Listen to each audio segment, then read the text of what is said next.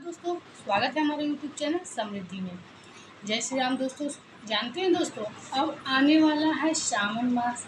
और जैसा कि आप लोग जानते हैं कि श्रावण मास के ही शुरू में ही लग जा रहा है 10 दिन बाद से मलमास। अब आज मेरे यहाँ काफ़ी लोग आए थे जो मलमास और अधिक मास पुरुषोत्तम मास को लेकर तमाम सवाल कर रहे थे कि कैसे पूजा करें, या फिर कभी कभी लोग आते हैं पूछते हैं कि जैसे कैसे कब व्रत शुरू करें, कब उद्यापन करें। तो हम सोचते हैं कि ज़्यादा लोग तो नहीं, लेकिन जो लोग समृद्धि परिवार से जुड़े हैं वो कम से कम पंडितों, पुजारियों और शास्त्रों, जो ज्योतिष शास्त्रों के पीछे भागते हैं, लोग पैसा काफ़ी खर्च करते हैं, कम से कम वो लोग इतना चीज़ जान लें कि जो गृहस्थ आश्रम को जीने के लिए जो ज़रूरी बातें होती हैं, जैसे व्रत कब शुरू करें, ये पूजा इस साल शुरू करें न करें, ये सब खुद स्वयं से जानें। तो वीडियो के अंत तक आप लोग बने रहिएगा। आप लोग को मैं बताऊंगी कि मलमास, अधिक मास या पुरुषोत्तम मास होता क्या है, ये कब लगता है, और नए व्रत शुरू करने चाहिए नहीं करने चाहिए, ये सब तमाम चीज़ें मैं आप लोग को बताऊंगी। बस आप लोग वीडियो को स्टार्ट करके आप लोग अपने ऑफिस में हो तब, किचन में महिलाएं हो तब बस छोड़ दीजिए, इसको देखना बिल्कुल ज़रूरी नहीं होता है। और हाँ, अच्छा लगे तो एक लाइक ज़रूर कर दीजिएगा, ताकि मुझे मोटिवेट होने से कुछ रोक ना पाए। मैं ऐसे ही प्रेरणावत होकर के आप लोग के लिए वीडियो बनाती रहूं और आप लोग को सही सुझाव हमेशा देती रहूं। चैनल को सब्सक्राइब कर दीजिएगा ताकि मैं आप लोग को कोई भी वीडियो की नोटिफिकेशन सबसे पहले पहुंच जाए। चलिए वीडियो को स्टार्ट करते हैं।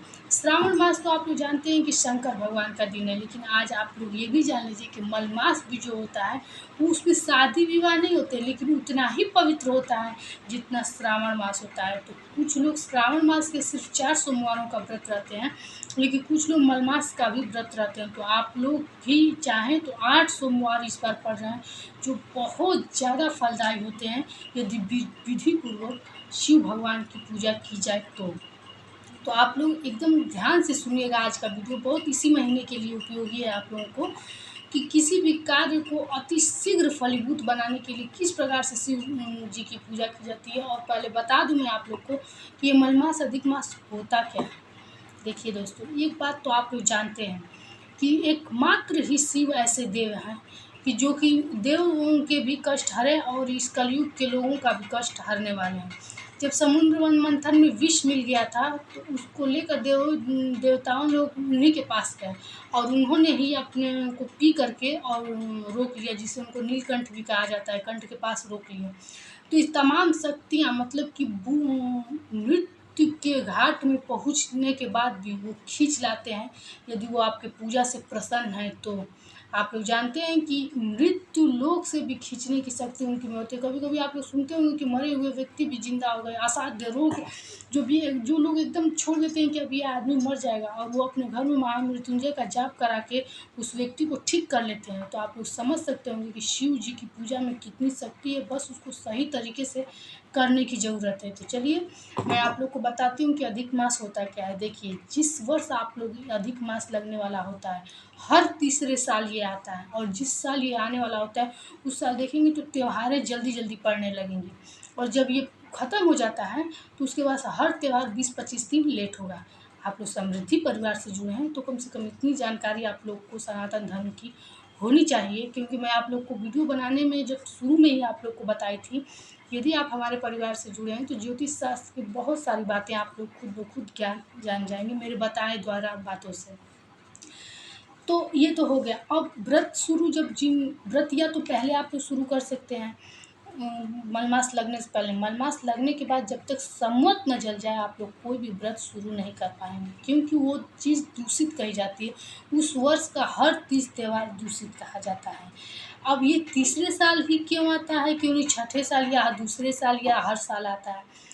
तो देखिए, सनातन धर्म में 2 वर्ष बताएंगे, सूर्य वर्ष और चंद्र वर्ष। सूर्य वर्ष जो कि होता है 354 साल का, चंद्र वर्ष होता है 365 साल का। तो लगभग इन दोनों साल में 10-10 दिन बचते हैं, और जब हर साल के इन सालों में 10-10 दिन बचते हैं तो लगभग 25 दिन तक हो जाते हैं, यानी 1 महीने तक का ये मलमास लग जाता है। प्रत्येक तीसरे वर्ष लग जाता है ये। इसका नाम पहले मलीन मास था, मलीन मास था, तो विष्णु भगवान ने अपने नाम पर इसको पुरुषोत्तम मास दिया। इसलिए इस महीने में विष्णु भगवान की भी शिवलिंग के साथ साथ पूजा करना बहुत ज़्यादा फलदायी होता है। कहा जाता है लक्ष्मी का वास हो जाता है इस महीने में विष्णु भगवान की पूजा करने से। तो चलिए दोस्तों, मैं आप लोग को बताऊं कि शिवलिंग की पूजा किस प्रकार आप लोग इस 8 सोमवार पे कीजिएगा। व्रत रहें ना रहें, लेकिन मंदिर में जाकर ये एक काम जरूर कीजिएगा, ये एक चीज़ जरूर चढ़ाइएगा। देखिए, सबसे पहले तो सोमवार को कभी भी आप लोग सुबह एकदम जग जाइएगा और गंगा जल डाल करके अपने जल में स्नान जरूर कीजिएगा। और कभी भी मंदिर जाया जाता है पूजा पाठ करने, तो घर का बिना पूजा किए कभी भी मंदिर नहीं जाया जाता है, ये आप लोग ध्यान से सुन लीजिए। और कभी भी मंदिर में जा कर के जल नहीं लिया जाता है, घर से लोटा भर के जल लेकर जाया जाता है और वहाँ पूजा किया जाता है। और एक बात ये भी जान लीजिए कि वहाँ से खाली कभी आया नहीं जाता है, लोटा भर के जल लेकर आया जाता है। भले ही वो लोटा का जल आप ला कर के गमले में डाल दें, लेकिन जल लोटा का खाली ना आना चाहिए ना जाना चाहिए। ये तो हो गए निषिद्ध कार्य जो मैं आप लोग को बताई हूँ। अब मैं बता दूँ पूजा की विधि। पूजा करते वक्त आप लोग ये जो सब कुछ तो लेकर जाइएगा, बस 5 बेलपत्र और शहद और 1 लोटा जल, गंगा जल नहीं जल लेकर के आप लोग जाइएगा। गंगा जल भी हो तो लेकर जाइएगा, लेकिन इस जल में गंगा जल नहीं। इस प्रकार ये चीज़ आप लोग ले कर के जाइए मंदिर। और 108 साबुत चावल 5 जगहों पर आप लोग पूड़ियाँ बना करके कागज़ का रख लीजिए। मैं एकदम सरल विधि बता रही हूँ और इतना चमत्कारी लाभ देने वाली बताई हूँ कि आप लोग बस इसी प्रकार से आप लोग मंदिर जा कर के कीजिएगा। सबसे पहले शिवलिंग पर जाइएगा तो ये जो लोटे का जल है, इससे शिवलिंग धुल लीजिएगा। और धुलते वक्त एक चीज़ का ध्यान दीजिएगा कि इसमें थोड़ा सा जल बच जाए। अब ये जल बचा हुआ जल क्या करना है, ये मैं आप लोग को बताऊँगी। पहले आप लोग इनकी पूजा विधि सुन लीजिए। और जब ये जल गिरा कर धोइए तो अपने हाथों से जलाधारी की तरफ इस तरह हाथों से कीजिए। ये स्पर्श आपकी हस्तरेखा बदलेगी, मात्र ये स्पर्श ही आपकी हस्तरेखा बदलेगी, इसलिए इसको ध्यान पूर्वक कीजिएगा। जलाधारी की तरफ अपने हाथ से जल को इस तरह करते रहिएगा। उसके बाद शहद लेकर के 5 जगहों पर, अशोक सुंदरी के पास, गणेश, कार्तिकेय, पार्वती और शिवलिंग पर 5 जगहों पर इस शहद का लेप लगा दीजिएगा। और 1-1 बेलपत्र और जो 5 पुड़िया 108 साबुत चावल खिलाए हैं, ये सब 5 जगहों पे गिरा दीजिएगा। अब हो गया ये शिव परिवार का पूरा विधि विधान से पूजा। घी का दीपक जला दीजिए, भोग लगा दीजिए, ये तो हो गया। लेकिन मैं ये जो आप लोग को ज़रूरी बातें बताई हूँ, ये ज़रूर काम कीजिएगा आप लोग। जो पूड़िया में चावल बताई हूँ और 5 बेलपत्र, जो 1-1 बेलपत्र हर जगह चढ़ाइए, शहद लगाइए और जलाधारी को स्पर्श कीजिए।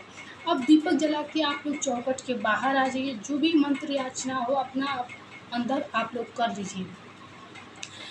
उसके बाद जब बाहर आएंगे तो जो मैं आप लोग को बताई थी कि लोटा में जल बचा है, उस लोटे के जल से जो नंदी का पैर होता है, एक पैर देखेंगे नंदी का उठा रहता है हमेशा, उसी पैर को धुल दीजिए। और धुल करके जो आपकी विपत्ति है, मनोकामना है, इच्छा है, जो भी परेशानी है, वो उनके कान में बोल दीजिए। दोस्तों देखिएगा, आप लोग का पूरा 8 सोमवार नहीं बीतेगा, आपकी जो भी कार्य रहेगा वो ज़रूर पूरा हो जाएगा।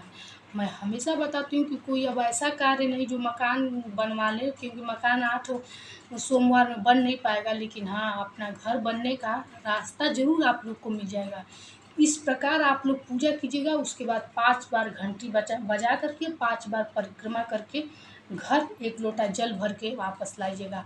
ये लोटा का जल अपने गमले में गिरा दीजिएगा। यदि इस विधि से आप लोग ये पूजा कर लिए इस 8 सोमवार, तो मैं शुरू में ही बताई हूँ कि देवताओं तक के कष्ट हरे थे भगवान शिव। तो फिर हम लोग तो आम इंसान, हम लोग की विपत्ति तो उनके लिए कुछ होगी ही नहीं, चुटकी में ख़त्म कर देंगे। बस इस विधि से 8 सोमवार आप लोग सुबह सुबह पूजा करने चले जाइएगा।